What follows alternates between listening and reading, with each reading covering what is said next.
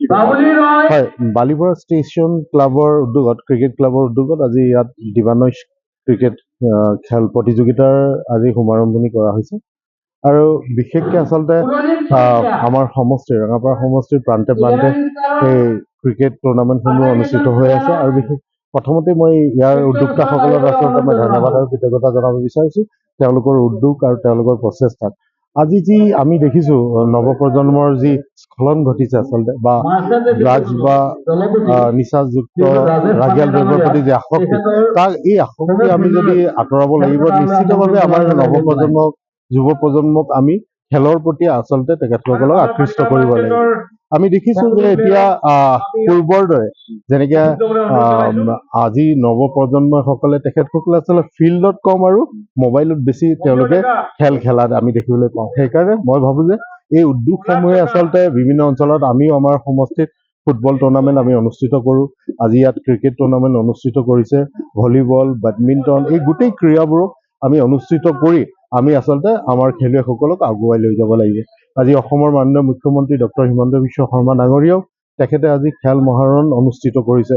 গোটেই গাঁও ভূঁৰ সকলোৰে যিসকল ক্ৰীড়াবিদ আছে, যিসকল প্ৰতিভা আছে, তেওঁলোকক উলিয়াই আনি পেলাই এটা সন্মান দিবৰ কাৰণে, এখন মঞ্চ দিবলৈ কাৰণে তেখেতে প্ৰচেষ্টা হাতত লৈছে। নিশ্চিতভাৱে আমাৰ এই অঞ্চলসমূহতো যিসকল প্ৰতিভা সম্পন্ন খেলুৱৈ আছে, নৱপ্ৰজন্মৰ খেলুৱৈসকল আছে, তেওঁলোকক আমি আগুৱাই লৈ আহিব লাগিব। তেওঁলোকক এটা পথ দেখাব লাগিব, ৰাস্তা দেখাব লাগিব। আৰু বিশেষকৈ স্বাস্থ্যৰ প্ৰতি সজাগতা, সচেতনতা জাগ্ৰত কৰিবৰ কাৰণে আচলতে খেলৰ প্ৰতি আকৰ্ষিত কৰিব লাগিব। আৰু এই উদ্যোক্তাসকলক মই ধন্যবাদ জনাইছোঁ। তেখেতসকলৰ এই প্ৰচেষ্টাত, তেখেতসকলৰ উদ্যোগত এটা নৱপ্ৰজন্মক আগুৱাই লৈ যোৱাৰ কথা তেখেতসকলে চিন্তা কৰিছে। কিমান দিনকৈ অনুষ্ঠিত কৰা হৈছে? আমি আজি এইবাৰ 4 দিনীয়াকে অনুষ্ঠিত কৰিছোঁ, 9, 10, 11 আৰু 12। উদ্যোগত মানে ধৰক আমি যোৱা এবাৰো কৰিছিলোঁ আৰু এইবাৰ আমাৰ দ্বিতীয় বাৰ্ষিক। আৰু উদ্যোগত তেনেকে বিশেষভাৱে নাই, আমি Balipara railway station cricket club তৰফৰ পৰা কৰি আছোঁ সমূহ ৰাইজক লৈ পেলাই। প্ৰাইজ মানি আমাৰ ধৰক প্ৰথম প্ৰাইজ 50,000 টকা আৰু ছেকেণ্ড প্ৰাইজ 25,000 টকা।